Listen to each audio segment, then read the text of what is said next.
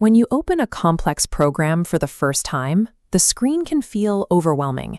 It's common to look at those buttons and menus and feel as though you've sat down in the cockpit of a commercial airliner. We can change that perspective by thinking of this software differently. Instead of a flight deck, imagine a clean, highly organized physical workbench where every tool has its own specific peg. This welcome screen shows a gallery of pre-built templates. These are blueprints for common tasks, like home budgets or schedules, allowing you to start with a structured plan rather than a blank page. Using this workspace does not require specialized math skills.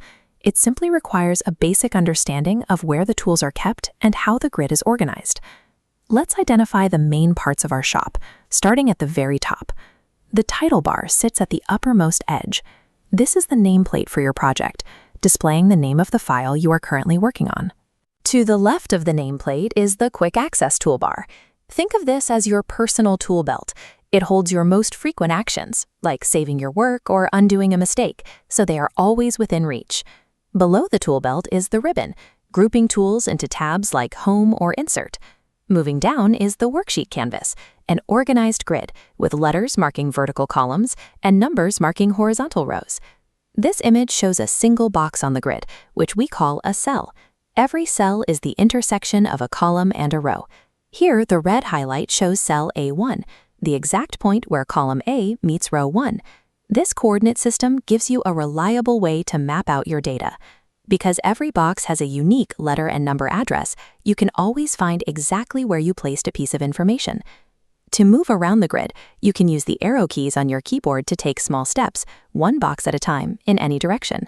When you need to move across thousands of rows, manual scrolling takes too long. Instead, you can use the F5 key. This opens the Go To menu, which acts like a teleportation system for the grid.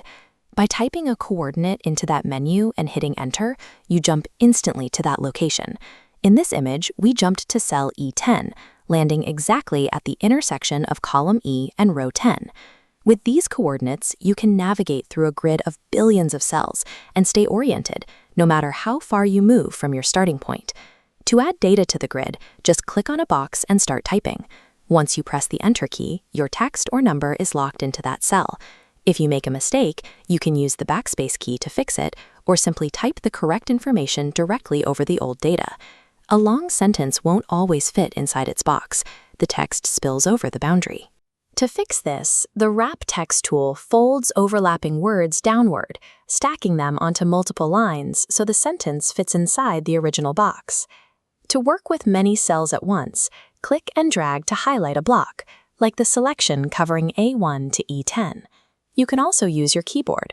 Press F8 to drop an anchor, then tap arrow keys to expand the highlighted region. Entering and selecting data is designed to be straightforward.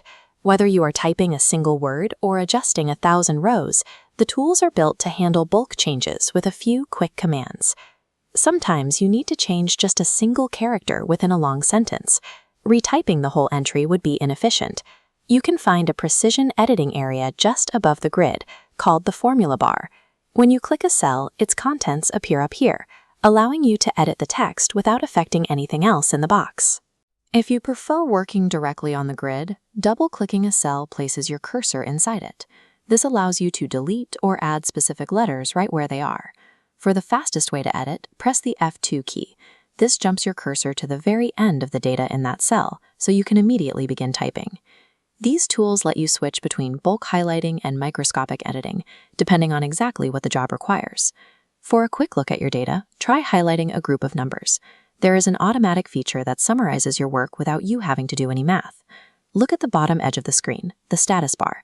This strip provides a live analysis of your highlighted data. As we look closer, we see the average, the count, and the sum. It acts as an automatic scale. The interface that felt like a confusing cockpit just minutes ago is now a space where you know exactly which pegboard holds your tools. By approaching this software as an organized workspace, you have already mastered the layout. Now that you know exactly where the tools are, you are ready to start building your own projects.